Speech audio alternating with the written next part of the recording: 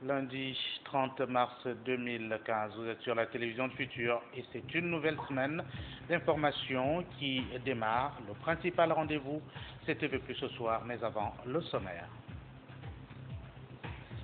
Nous évoquerons dans cette édition d'information la situation d'une compatriote dont les travaux dérangent sérieusement, du moins inquiètent déjà du fait de son habitation qui se trouve à proximité de la canalisation actuellement en plein curage. Dynamique unitaire et ce sera sur le front social. Pas de fléchissement par rapport au combat mené actuellement. Il s'agit de la mise sur pied de la nouvelle grille de rémunération de tous les agents de l'État. Une nouvelle assemblée générale a été convoquée ce matin au rond-point de la démocratie. Nous vous ferons l'économie de cette rencontre. Une rencontre où il y a encore plus de mobilisation. Nous évoquerons également les questions de voirie à Libreville et particulièrement dans le 5e arrondissement de la capitale gabonaise. On note bien les difficultés que rencontrent les usagers de la route dans cette partie de Libreville. Nos reporters sont allés sur le terrain ce matin et vous comprendrez que c'est véritablement une honte dans la capitale gabonaise. Le volet dossier sera consacré essentiellement au logement social au Gabon, logement tant promis par l'exécutif depuis 2009. Déjà, promesse de campagne électorale, des logements ont pourtant été construits, sans doute pas à la mesure des attentes des citoyens. Aujourd'hui encore, on en parle, pas de livraison, pas de distribution non plus. Nous allons comprendre tout cela dans ce journal. Des questions politiques, on va les évoquer également avec l'interpellation faite aux citoyens gabonais sur la prise de responsabilité face à la crise qui secoue actuellement le pays, une crise multiforme qui se fait d'ailleurs ressentir au niveau de tous les citoyens. Bonsoir à tous et merci toujours de nous faire confiance et nous sommes heureux de vous retrouver en cette nouvelle semaine. Nous ouvrons cette session d'information avec la situation dans la zone nord de Libreville. Ce sont les populations qui s'indignent de l'opération menée actuellement par la municipalité de cette nouvelle commune dans la zone nord de Libreville, précisément à Kanda. Ce sont les commerces qui ont été évidemment dans le viseur des autorités municipales. Le reportage est de Bertline Bengon. Opération de casse prévue sous peu dans la commune d'Akanda. Il s'agira une fois de plus de libérer les trottoirs. Et cette fois-ci, c'est la mairie d'Akanda qui envisage de mener à bien ce projet qui veut rendre encore plus belle cette commune. Seulement, pour les propriétaires des commerces à détruire, c'est une opération de plus et de trop, disent-ils, regroupés chez les notables de ces communes. La première fois quand l'État est intervenu ici, qui disait qu'il devait casser parce qu'il fallait remettre tout dans les normes, qu'il voulait faire la beauté de la ville pendant la canne en question, l'État devait normalement nous avertir, nous la population. On a accepté, comment ça s'appelle, les génies militaires qui sont venus ici avec les gendarmes pour casser, parce qu'il a fallu les gendarmes pour pouvoir nous empêcher de pouvoir intervenir face aux génies militaires. Mais à notre grande surprise, on se rend compte qu'au jour d'aujourd'hui, c'est la mairie maintenant qui intervient. La première fois, la mairie a demandé à tous les riverains d'ici, à tous ceux qui ont les contrats de construction ici, qui devaient aller se retrouver face aux agents de la mairie. Ils sont partis. Certains d'entre eux ont payé même. Parce que pour construire, il fallait payer des droits. Parce que c'est des box commerciales. La majorité des box qui sont en ce moment, c'est des box commerciales. À notre grande surprise, la mairie revient encore pour une deuxième fois demander les arrêts des travaux ici. Nous sommes étonnés. Ils arrivent aujourd'hui, ils mettent à démolir. On ne comprend rien. On veut savoir réellement ce qu'ils veulent. Aujourd'hui, nous, on nous a fait comprendre que ceux qui s'occupent de comment on appelle ça, de règles des limitations, voilà, de la route et des maisons, c'est l'urbanisme. Ça, c'est comme ça dit. Mais aujourd'hui, on se rend compte que c'est la mairie aujourd'hui qui vient faire ce travail-là. Donc nous sommes perdus. On aimerait savoir qu'est-ce que le réel boulot de la mairie. Aujourd'hui, il y a des caniveaux aujourd'hui qui sont bouchés. Ils n'arrivent pas à venir déboucher ces caniveaux-là. Donc, notre problème est cela. On veut savoir réellement le boulot de la mairie, au lieu de venir nous fatiguer en faisant des zones n'importe comment. Du côté de la mairie de cette commune, nous n'avons pu avoir plus d'amples explications en l'absence des autorités. Qu'à cela ne tienne, les populations n'envisagent pas se laisser faire. Elles voient en cette opération une arnaque toute faite, en l'absence de tout document officiel. Nous y reviendrons. L'école publique Bellevue 2, de mémoire des Gabonais, c'est une école qui avait subi un incendie d'une rare violence ayant ravagé un bâtiment entier. Et on se souvient également que la coopération japonaise s'était proposée de venir en aide à la construction, du moins à la rénovation de ce bâtiment, il y a plusieurs semaines déjà. On annonçait même la reprise, sinon le début des travaux.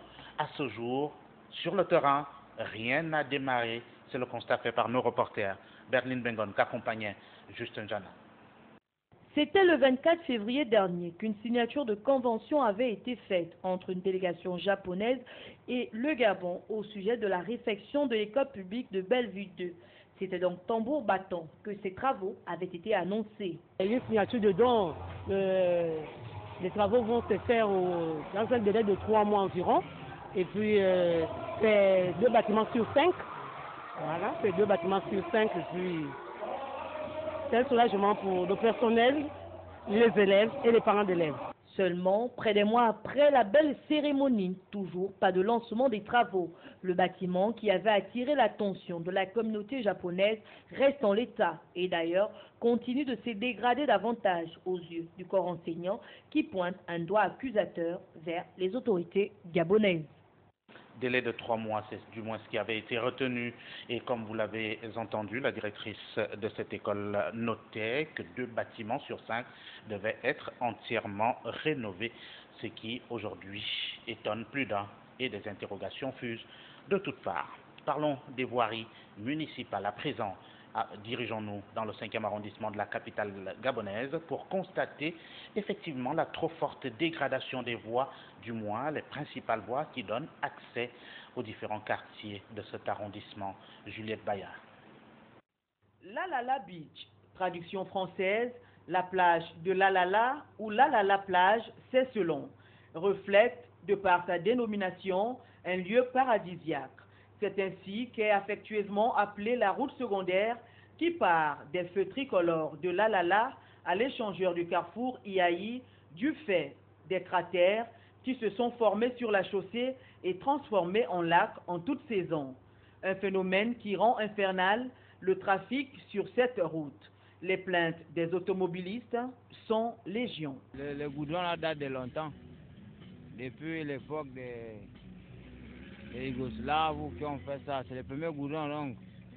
C'est la pluie qui abîme mon frère avec les rotures de direction, les pivots, les amortisseurs, tout ça. Mais on va faire comment? La route est cassée. Je vais pas ça pour aussi m'empêcher de ne pas aller sortir, aller faire mes courses ou aller acheter à manger. Je suis obligé de partir. Le tour là, il faut qu'on trouve une solution pour arranger le tour là vraiment. Sinon, ça nous gaspille les voitures trop. On est obligé de tourner par derrière là-bas. Derrière là-bas aussi, il y a trop de bouchons. Donc, il faut qu'on essaie de voir une solution pour arranger le tour là vraiment. Les passagers se plaignent vraiment, ils se plaignent parce qu'on peut tourner avec eux, ils dépassent même là où ils doivent s'arrêter. Les responsables municipaux du 5e arrondissement ont pourtant pris l'habitude de visiter cette route tant sa dégradation est avancée, mais les usagers observent que rien n'est fait, leur interpellation. La mairie vient s'arrêter ici, des fois même ils viennent faire leur contrôle ici, là même, autour là même ici. Avec les pluies actuelles, cette route risque de devenir impraticable. Or, elle peut encore être sauvée avec un peu de volonté politique. Rendons-nous dans une autre commune, celle de Bikele, toute nouvelle comme celle du nord de la capitale gabonaise, où vivent plusieurs centaines de compatriotes. Tentons de regarder du côté du cimetière de cette commune pour évidemment voir de quoi il a l'air. Juliette Bayard. Ici, dans la commune de Bikele, l'unique cimetière qui accueille les défunts de cette zone, et même d'ailleurs, est en mal d'entretien. Les tombes des disparus sont envahies de hautes herbes. Pas de barrière pour délimiter leur espace. Ici, c'est la population, soucieuse de respecter la dernière demeure des défunts, qui se charge de son entretien avec les mecs moyens qui sont les leurs. Comment on fait, hein? On se débrouille comme ça, là, avec le peu de moyens qu'on fait, le petit commerce qui est là. Si on gagne 100 francs, on cotise. La population peut travailler les cimetières et ceux qui viennent aussi en ville viennent nous aider. Avec le problème de saturation non ignoré dans les cimetières de la commune de Libreville et que le cimetière de Bikele soit très convoité, cette volonté commune de l'entretenir devrait tout de même être soutenue tant par la mairie de Bikele, mais aussi, pourquoi pas, par les autorités qui y résident. La commune de Bikele qui est le parfait reflet de celle de Libreville, où évidemment le problème de cimetière se pose. À César ce qui lui appartient, le reportage était bien de Bertline Bengon. Sur le front social, une énième assemblée générale a eu lieu ce matin au rond-point de la démocratie. Les membres de Dynamique Unitaire restent fermes sur leur position. Bertline Bengon. Toujours aussi mobilisés, les agents de l'État, regroupés au sein du mouvement Dynamique Unitaire, se sont retrouvés en assemblée générale du côté du rond-point de la démocratie, leur nouveau site de rassemblement. Et ici, le message a une fois de plus été très fort. Le message fort, c'est la résistance. Il faut résister aux intimidations, il faut résister aux arbitraires dont nous subissons aujourd'hui à travers les salaires. Le problème que nous posons est clair. Nous voulons la hausse des salaires. Et personne ne pourra nous éloigner de ce principe. Parce qu'il va de notre survie. Vous voyez que les salaires des travailleurs aujourd'hui ne peuvent pas nous permettre de jouir d'une bonne retraite. Donc c'est maintenant qu'il faut obtenir un bon SMIC et le point d'indice, puisqu'on parle de nouveau système de rémunération. Nous l'attendons. Et dans cette attente de la mise en place du nouveau système de rémunération, tous s'accordent à la poursuite de leur mouvement de grève. La poursuite du mouvement de grève, elle est entendue, bien sûr, et on note que du côté de la fonction publique, il y a une commission qui tient ses travaux justement pour fixer cette nouvelle grille de rémunération, évidemment sans les membres de Dynamique Unitaire. Qu'est-ce qu'ils en pensent au cas où un document serait adopté à cette occasion? Nous avons les explications avec Bertline Bengon. Nous n'avons pas été invités. Nous n'avons jamais dit non aux travaux de la fonction publique, dans la mesure où, tant qu'on n'a pas d'augmentation de salaire, nous ne reprenons pas le travail. Mais si ceux qui ont travaillé à la fonction publique ont travaillé conformément aux conclusions d'Angondje, je pense qu'on n'aura rien à redire. Parce qu'à Angondje, c'était une tribune, entre autres, des syndicalistes. Tous les syndicalistes ont signé le procès verbal d'Angondje sur le système de rémunération. Donc, si la DUR a pris part à cette séance, et s'il reste conforme aux conclusions d'Angondje, ça ne nous gênera pas et nous accepterons. Mais si les conclusions sont à l'encontre des décisions d'Angondje, il est évident que nous allons le rejeter et nos collègues qui auraient participé à cette réunion, nous considérons alors qu'ils auront trahi l'esprit d'Angondje parce que nous avons tous les syndicalistes ont signé le document d'Angondje qui dit clairement, qui donne les niveaux maxi et les niveaux mini de rémunération que nous accepterons ou que nous n'accepterons jamais. Donc, si la grève peut permettre au gouvernement de travailler vite pour que les Gabonais rentrent dans leurs droits le plus rapidement possible, c'est tant mieux. Mais si c'est une farce, puisqu'il nous revient que dans ces négociations, on a supprimé le SMIC, ce qui serait très grave, parce que le SMIC est une constante dans l'équation des salaires, parce que le salaire, c'est une équation.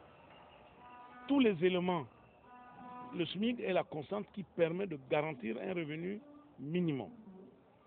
Ça, c'est de 1. De 2, il s'agirait plutôt de d'une refonte des primes, mais pas d'augmentation de salaire en tant que tel, ou d'augmentation de revenus. Ce qui nous revient, qu'on supprimerait la PIF pour les enseignants du secondaire, la PIR pour les enseignants du supérieur, etc. Et que toutes ces niches d'argent seraient engrangées dans un système. Mais ce n'est pas ce que nous voulons. L'augmentation des salaires veut dire augmentation des revenus. Si vous aviez 100 000 francs avant, votre salaire a augmenté. Si maintenant vous avez 150 000 ou plus. Voilà ce que je tenais à dire sur ce qui se dit à la fonction publique. Nous n'avons pas pris part parce que nous n'avons pas été invités. Et les conséquences de ces revendications, c'est évidemment le secteur de l'éducation qui paie le plus lourd tribut. On peut évidemment constater la continuité des cours ou non dans le secteur primaire, comme annoncé par le gouvernement de la République. Voyons tout cela avec Berthelin Bengon. Un tour d'horizon dans quelques établissements primaires de la capitale pour constater que les cours que certains disent ne pas être perturbés pour faire le constat qui suit. La reprise des cours, quand on constate les très timides, bon, cette salle-là, habituellement, ils sont toujours présents. C'est moi qui tiens la classe, ce sont mes élèves. Ils sont avec moi, puisque moi, je n'étais pas dans le mouvement de grève. Donc, ils sont avec moi. De temps en temps, quand je les fais venir, ils sont toujours présents. C'est les élèves qui ne viennent pas, les enseignants sont là, en train d'attendre les élèves.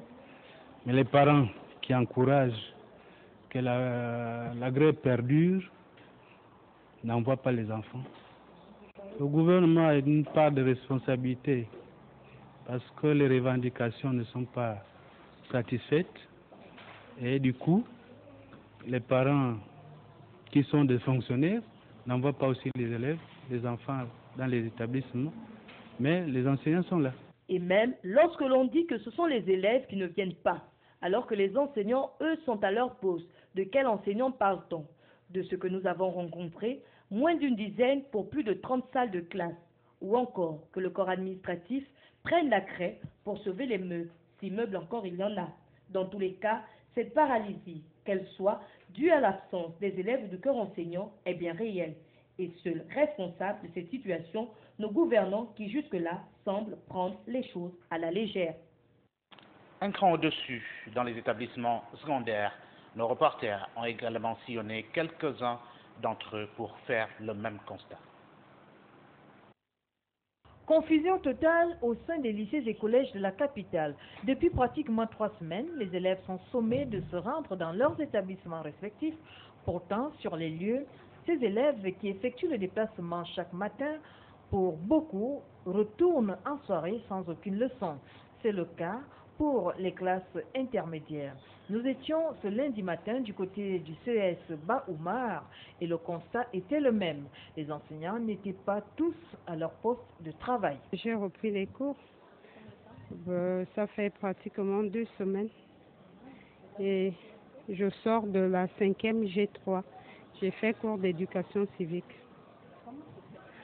Bon, par rapport aux revendications, je dirais qu'elles sont fondées. Je condamne pas les autres. Peut-être que eux ils me condamnent, mais je peux pas me prononcer par rapport à leur point de vue.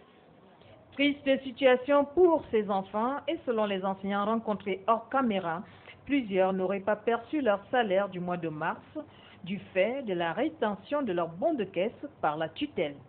Bon, ça pénalise quand même parce que je peux dire que en majorité, beaucoup d'enseignants ne font pas cours. Et moi, je me demande comment sera jugée, comment sera évaluée l'année. Il y a ce souci-là parce que il y a des classes où il y a en moyenne 2 enseignants qui font cours.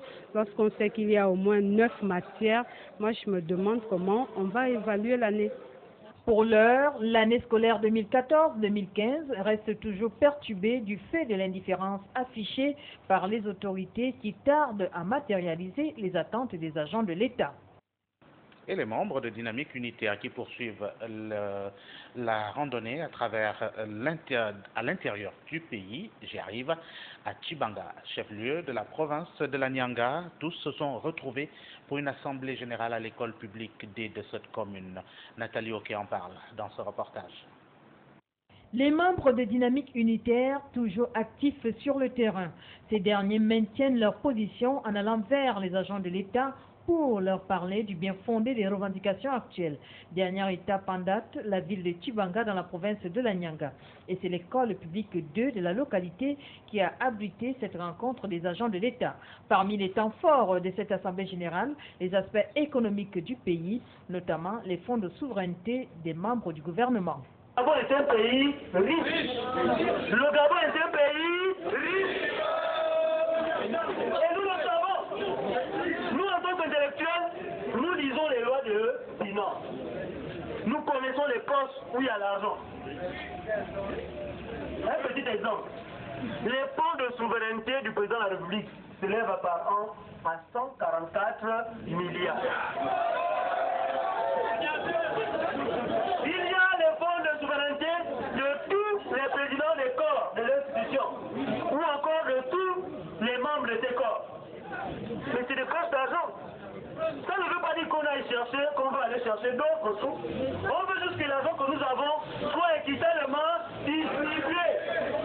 Le seul message du Bureau national des dynamiques unitaires, maintenir la situation actuelle jusqu'à l'aboutissement total des doléances. Cette même loi que je vous disais tout à l'heure, cette loi-là, elle dit que le salaire gabonais ou le salaire au Gabon devait être revu régulièrement. Il doit seulement être indexé à la croissance économique. Mais on vous a dit pendant 5 ans qu'il y avait la croissance au Gabon. Est-ce que vous avez vu quelque chose? Écoutez, la loi dit que le coût de vie, les salaires ou encore le point d'indice, parce que ça, le salaire, doit être fixé en fonction de la croissance. Vous ne pouvez pas vous dire actuellement qu'il n'y a pas l'argent. Nous avons eu des budgets de plus de 3 000 milliards pendant 5 ans. Qu'est-ce qu'on a donné aux travailleurs gabonais? On n'a pas envie en ce moment que parce que le coût des balises, nous voulons notre augmentation salariale. Et c'est possible de le faire, chers camarades. Retenons que cette assemblée générale de Tchibanga a permis de rebooster ses employés de l'État à ne point baisser les bras malgré les intimidations des autorités. Revenons à Libreville pour constater la présence des enseignants de manière plutôt disparate dans les établissements secondaires de la capitale. C'est du moins ce qui ressort dans ce reportage qui est toujours signé Nathalie Oké en compagnie de Guy Serge Dizambo. Concernant la situation délétère à propos de la crise sociale qui frappe durement notre pays, le constat reste le même dans les établissements secondaires. Pendant que tout le premier degré reste paralysé, dans le secondaire, on tente de faire un rafistolage de l'année scolaire en cours. Sur le terrain, les élèves sont présents, mais on note l'absence des enseignants. Seuls les enseignants expatriés dispensent les cours et quelques nationaux. En voici quelques raisons.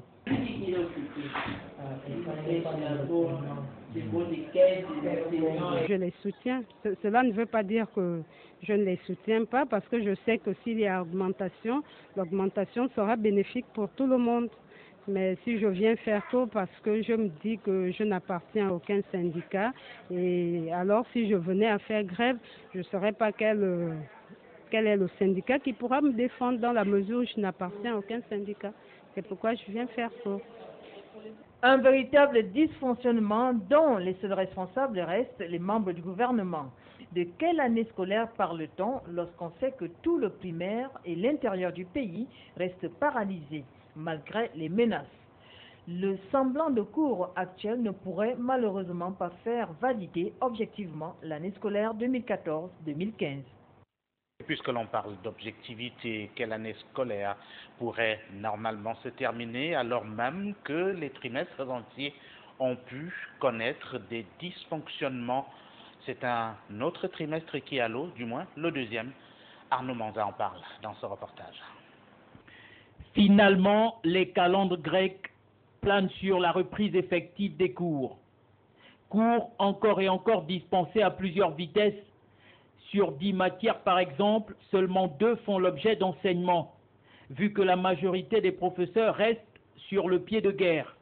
Du coup, le trimestre est hypothéqué avec un bilan quasiment inexistant. Le trimestre n'est pas bouclé, c'est parce qu'en ce moment, il y a des profs qui ne viennent pas. On se retrouve avec 4 profs par semaine. Comme en ce moment, j'ai le prof seulement de sciences physiques, j'ai mon prof d'espagnol qui vient. On ne peut pas composer le deuxième trimestre avec les 2 profs-là. Non, il n'y a pas de trimestre bouclé, on n'a pas fini. On a juste fait un premier trimestre, on n'a pas le deuxième trimestre, on n'a pas le troisième trimestre.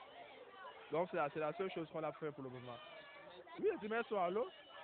Et si c'est année blanche, nous tous sommes pas en classe supérieure, ils vont décider ça comme ça. Ils ne veulent pas payer nos parents. Donc nous aussi on reste à la maison. On veut venir se faire passer dans les établissements. C'est donc un autre trimestre à l'eau. Aux dernières nouvelles, selon la tutelle, il n'y aurait pas de vacances de Pâques. Oublions que les apprenants sont, depuis le premier trimestre, en vacances forcées. Aussi, voilà plus de 2 semaines que le secrétaire général adjoint du ministère de l'Éducation nationale a annoncé un réaménagement du calendrier scolaire 2014-2015, jusqu'ici inconnu du public. Une année scolaire comme vouée à l'échec, sinon attendre jusqu'à l'effectivité du nouveau système de rémunération. Et les établissements abandonnés par leurs occupants, leurs principaux occupants, au point qu'aujourd'hui on peut parler de l'abandon qui peut à l'évidence entraîner la dégradation de pas mal d'infrastructures. C'est ce que nous rapportent ici Bertline Bengon et Justin Jana dans le constat qu'ils ont fait ce matin à Libreville. Ce sont des classes en piteux état que l'on peut observer actuellement. Le seul motif de la grève des enseignants ne permettrait pas de justifier cet état de choses. Pour les écoles publiques de Bellevue 1 et 2 par exemple, qui ont vu le jour il y a près de 45 ans, l'état de dégradation dont ils sont victimes s'expliquerait par le manque d'entretien des autorités du ministère de l'Éducation nationale. Le coup de pouce donné par les enseignants se limite à ce simple geste.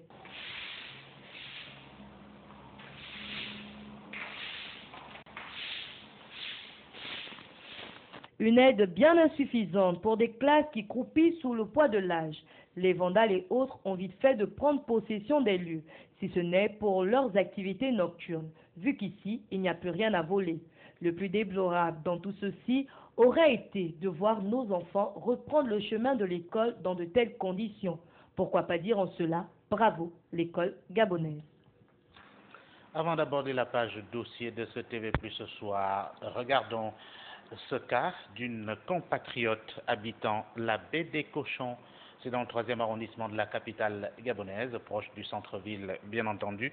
Ce sont les travaux de curage d'une canalisation qui lui poserait problème aujourd'hui. Elle craint pour sa maison d'habitation.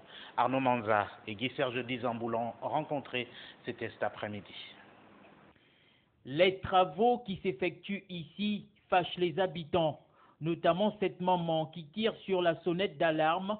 Elle dénonce le non-respect de la procédure édictée par le cadastre concernant la limite de fouille des canalisations.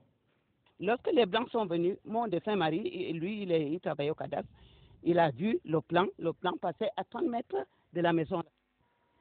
Alors, lorsque celui qui avait l'engin est venu tracer, il est venu tracer juste ici. Moi, j'ai commencé à lui dire non, ça ce n'est pas le plan du cadastre. Parce que moi, nous avons vu, les Blancs du cadastre nous ont montré le plan.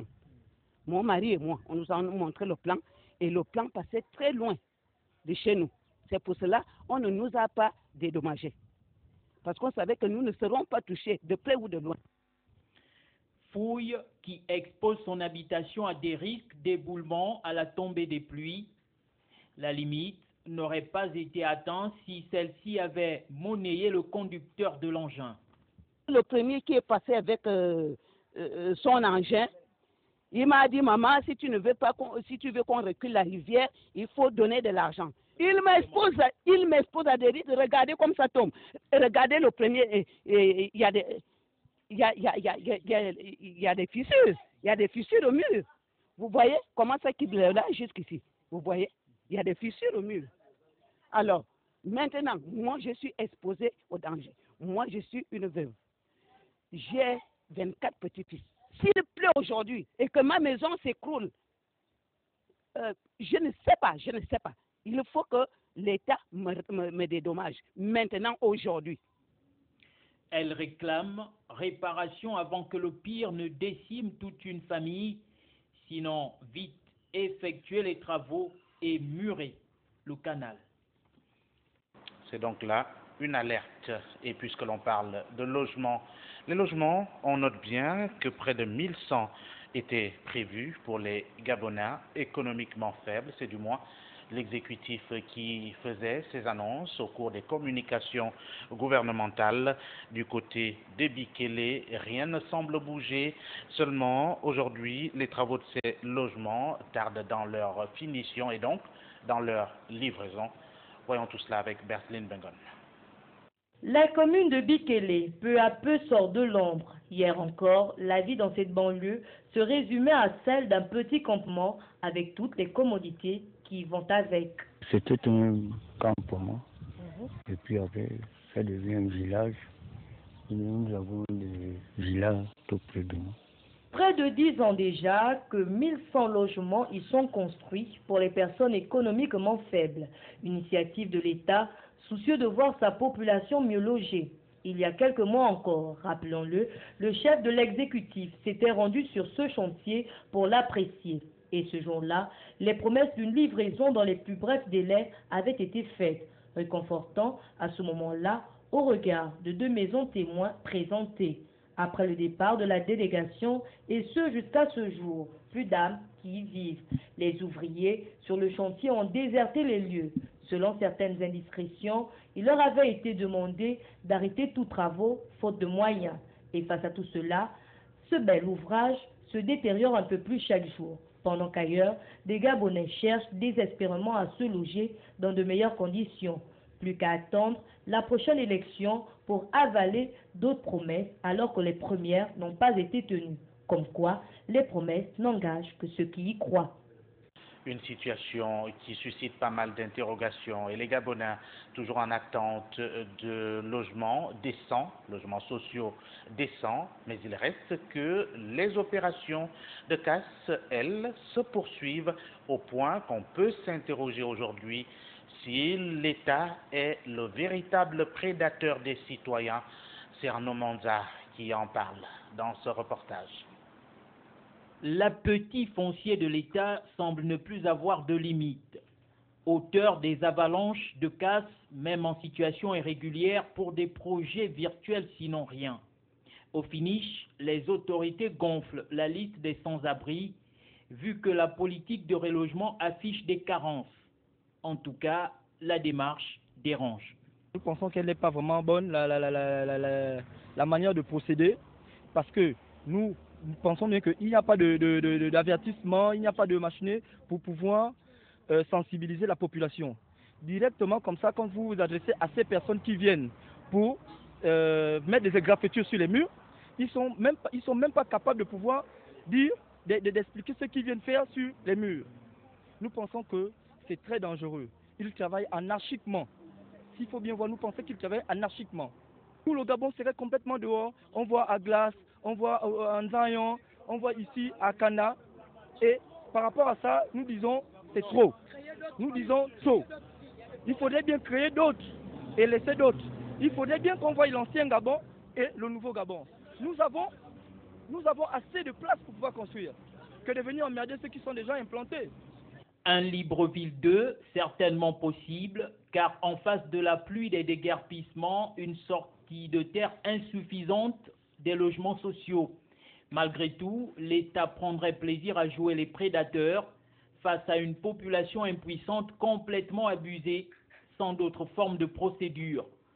De l'opération Libérer les trottoirs à d'autres projets liés au foncier, rien n'a poussé à la place, sinon le tape à l'œil des gravats depuis des années, où l'effet nature a horreur du vide. Depuis plus de 3 ans, la fréquence accélérée des casses a mis beaucoup de familles à la belle étoile, d'autres encore squattent certains éléphants blancs, histoire de s'abriter.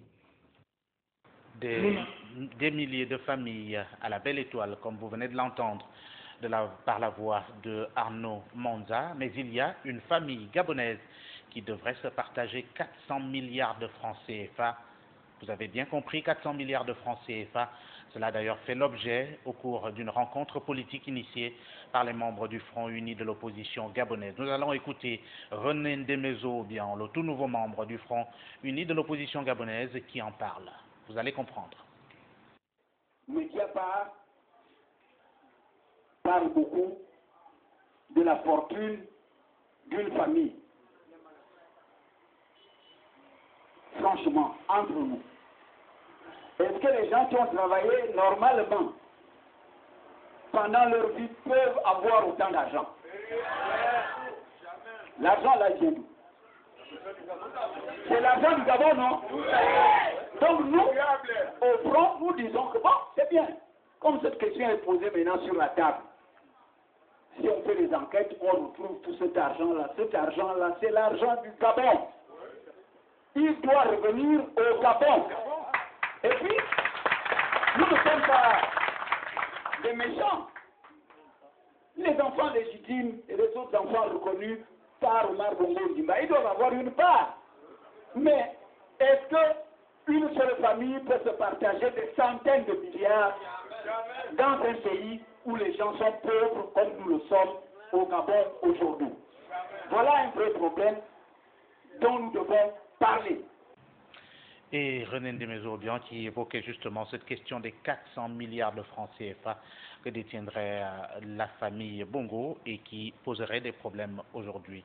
Au cours de cette rencontre, il a également été question d'un autre problème et il ne fait l'ombre d'aucun doute que la crise sociopolitique est criarde au Gabon. Cela se ressent naturellement au regard des difficultés que rencontrent l'ensemble des citoyens qui en réalité préfèrent subir en silence les dérapages d'un pouvoir oppressif et les hommes politiques en conséquence interpellent tous les citoyens pour qu'ils prennent leurs responsabilités.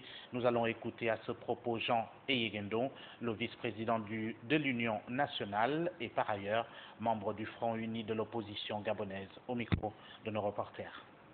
Et vous faites quoi? Vous regardez? Quand vous constatez que les magistrats, nos compatriotes qui sont magistrats, ne font rien parce qu'ils protègent leur poche, quand vous constatez ça, vous faites quoi? Il y a la grève des enseignants. Depuis plusieurs semaines, les enfants ne vont pas à l'école. Mais vous faites quoi? Vous regardez les enseignants, tous les jours ils sont en matin au labo. Ils vont devant le palais de l'Assemblée nationale. Vous regardez ça à la télévision. Les parents d'élèves, parce que vous êtes quand même des adultes, il y a des parents d'élèves là. Vous faites quoi? Nous sommes allés là-bas l'autre jour. Mais vous faites quoi? Vous ne faites rien. Comment voulez-vous que ça change?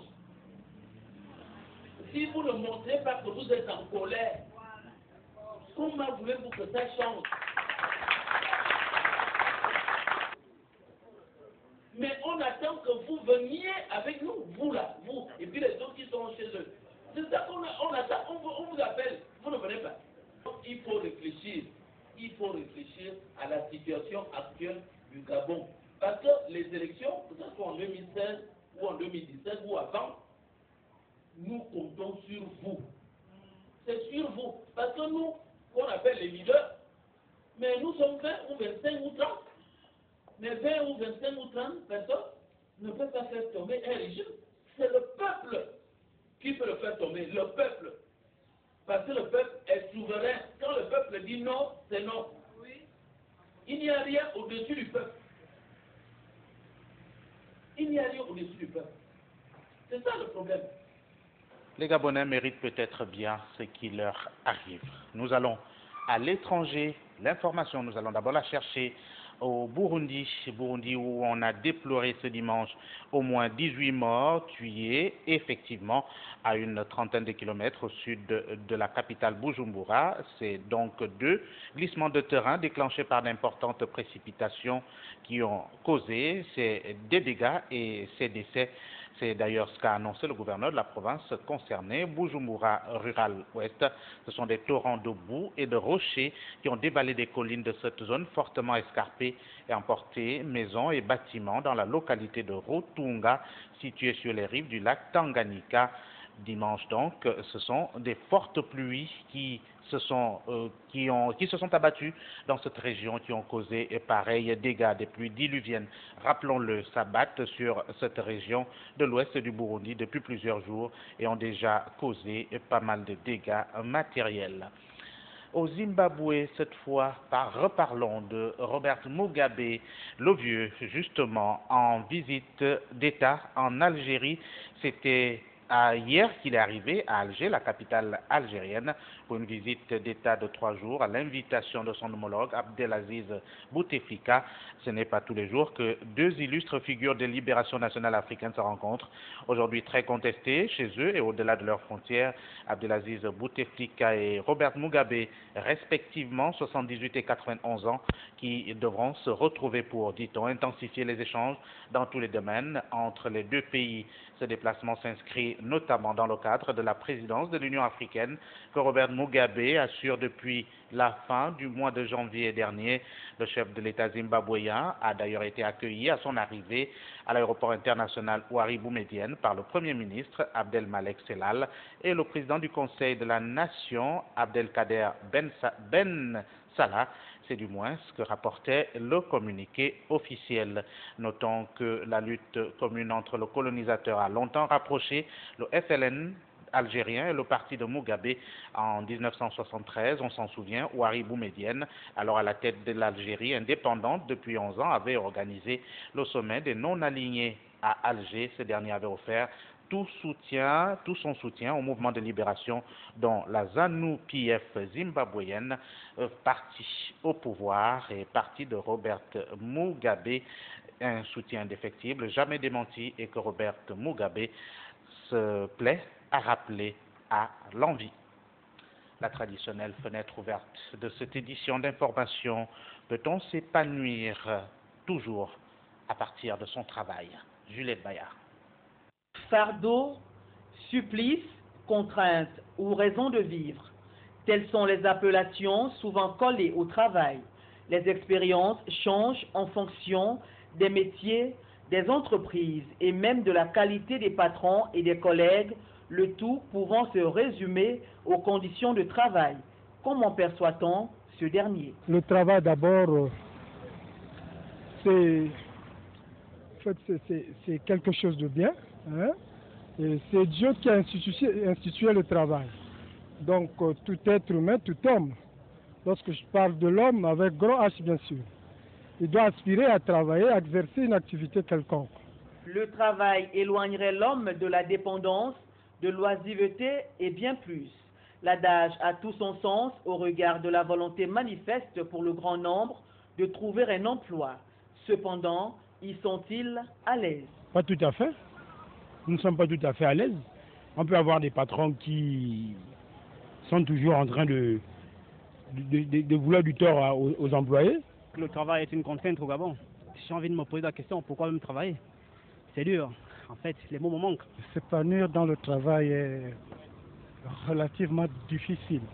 Lorsqu'on s'intègre quelque part pour essayer d'évoluer par l'intermédiaire du travail, c'est pas souvent facile de pouvoir amener les 2 bouts. Il faut quand même savoir que le monde du travail, c'est la jungle. Hein? C'est pas souvent facile et c'est pas souvent de bonne guerre que le chef, hein, vous paye à la fin du mois avec un sourire. Pour se prendre en charge, le travail apparaît comme une des solutions. En tout cas, quand tu travailles, il faut supporter seulement. S'il faut se laisser être empiété ou dominé par ces difficultés, alors je dirais que l'homme n'a plus sa place de bien-être en ce moment-là.